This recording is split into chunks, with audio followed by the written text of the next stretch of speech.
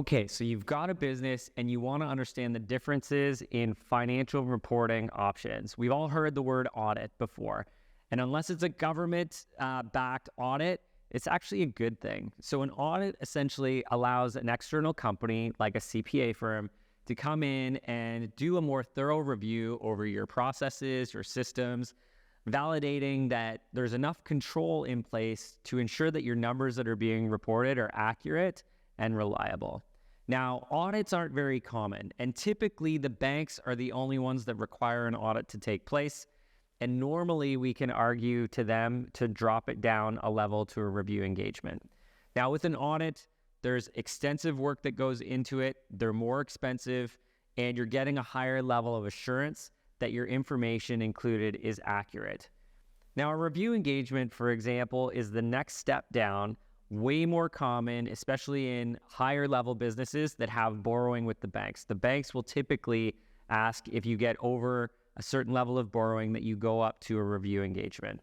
A review engagement means there is more analytical review over the numbers and assessment and queries into how those numbers come together, but it's not an audit. We're not going into the extent looking at systems, validating individual transactions. It's more inquiry, discussion, and analytical procedures. Now, the financial statements that get reported are almost identical to that of an audit with a different reporting letter. One says audit, one says review engagement. But the financial statements that you're getting with a review engagement are the exact same as far as disclosures go and the requirements according to the accounting standards. So with a review engagement and an audit, you're getting a more beefed up financial statement package that outlines some key measurements and essentially accounting rules and principles that you're following so that it clearly outlines the financial rules that the business is playing for anybody who's using them. The last step is a compilation engagement. Now, a compilation engagement is a much more simplified practice for financial statement preparation.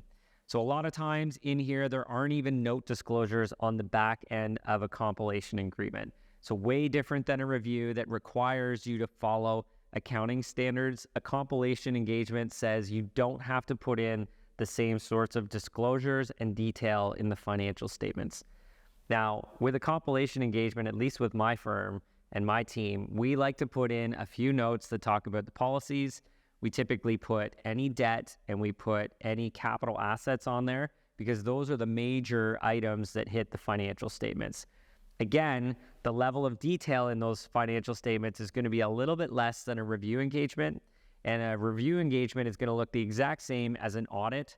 So if you are looking for different levels of data and detail in your financial statements, a review engagement is going to be the enhanced one you would choose. And if you're not so concerned about it, a compilation engagement is what you should go with.